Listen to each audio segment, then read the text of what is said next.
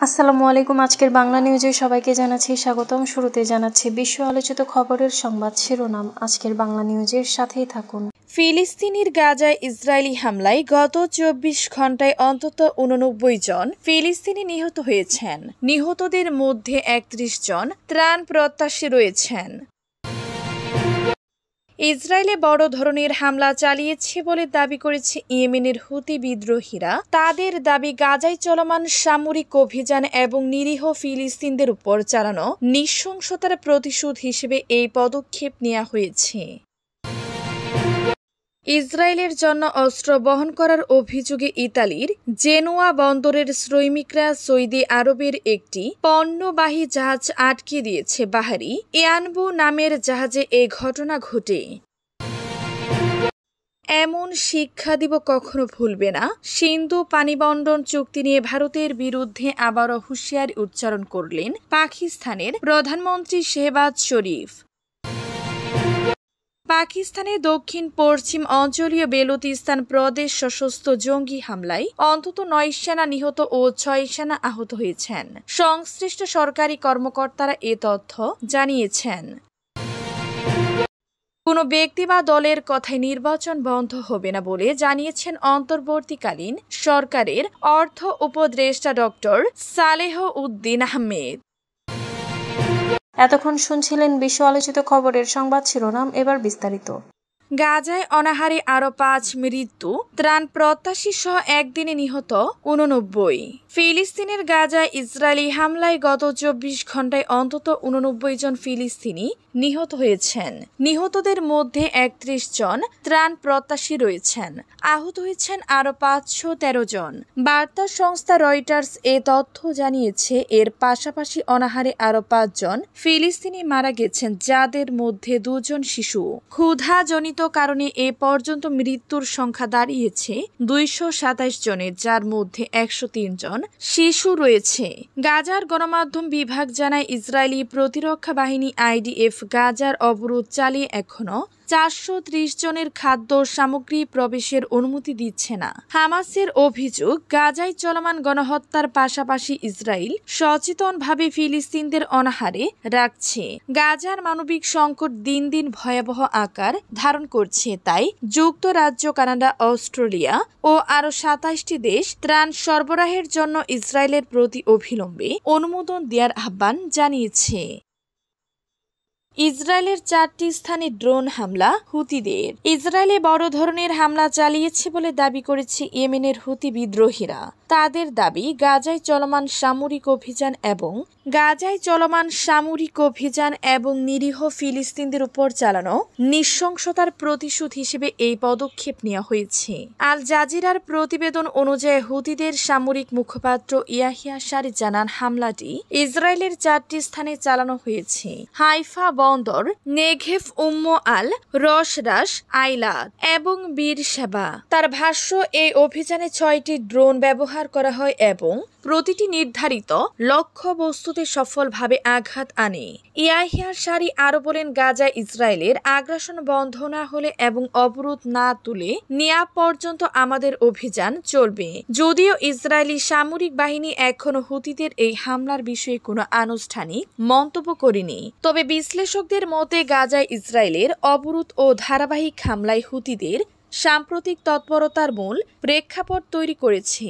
গাজার স্বাস্থ্য মন্ত্রণালয়ের সর্বশেষ তথ্যে দেখা যায়, গত ২৪ ঘন্টায় ইসরায়েলের হামলায় অন্তত ৮৯ জন ফিলিস্তিনি নিহত হয়েছেন, যাদের মধ্যে ৩১ জন ছিলেন ত্রাণের অপেক্ষায় থাকা মানুষ।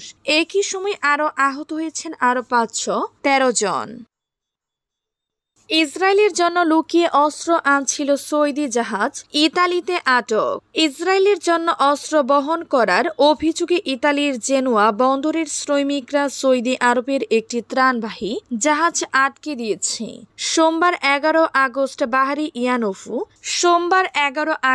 বাহারি ইয়ানোভু নামের জাহাজে এ ঘটনা ঘটে। জাহাজটি সৌদি শিপিং কোম্পানি বাহরি পরিচালনা করে বলে জানা গেছে। যুক্তরাষ্ট্রের বাল্টিমোর থেকে আসা এ জাহাজে ইতালির প্রতিরক্ষা শিল্প প্রতিষ্ঠান লিওনার্দো নির্মিত সামরিক সরঞ্জাম তোলার কথা ছিল। এর মধ্যে এর মধ্যে আবু ধাবির জন্য তৈরি একটি অটো মেলারা কামানশ ট্যাঙ্ক ও ভারী অস্ত্র ছিল বলে জানা গেছে। এমন শিক্ষা দিব কখনো ভুলবে না ভারতকে শেহবাজ।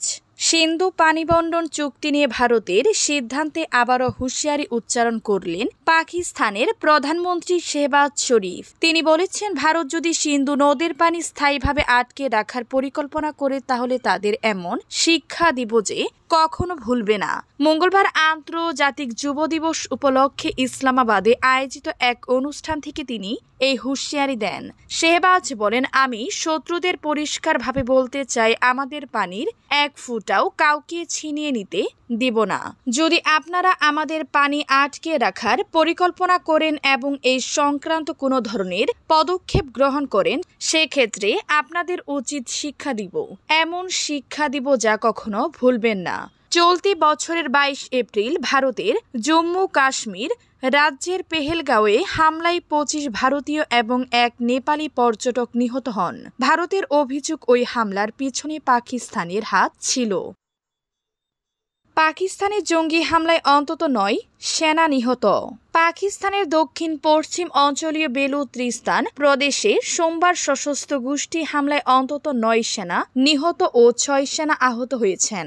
সংশ্লিষ্ট সরকারি কর্মকর্তারা মঙ্গলবার এ তথ্য জানিয়েছেন। এই হামলার দিনে যুক্তরাষ্ট্রের পররাষ্ট্র দফতর সাম্প্রতিক প্রাণঘাতী কয়েকটি হামলার দায় স্বীকারকারী বেলুচ লিবারেশন আর্মিকে বিএলএ বিদেশি সন্ত্রাসী সংগঠন হিসেবে তালিকাভুক্ত করেছে। হামলাস্থল ওয়াশুক জেলার এক ঊর্ধ্বতন সরকারি কর্মকর্তা এএফপিকে জানিয়েছেন, ডজন খানিক সশস্ত্র জঙ্গি একটি থানা ও সীমান্ত বাহিনীর কম্পাউন্ডে হামলা চালায়।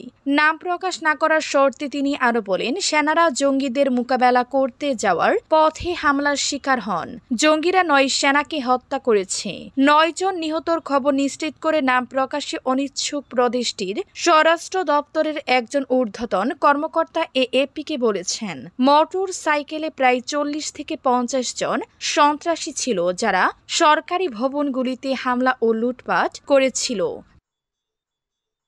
কোনো ব্যক্তি বা দলের কথায় নির্বাচন বন্ধ হবে না বলে জানিয়েছেন অন্তর্বর্তীকালীন সরকারের অর্থ উপদেষ্টা ডক্টর সালেহ উদ্দিন আহমেদ। বুধবার জাতীয় পেনশন কর্তৃপক্ষের পেনশন এর উদ্বোধনী অনুষ্ঠানে তিনি এই কথা জানান। অর্থ উপদেষ্টা বলেন, আগামী জাতীয় নির্বাচন সুষ্ঠু ও সুন্দর করার লক্ষ্যে অর্থ মন্ত্রণালয় সব ধরনের সহায়তা করছে।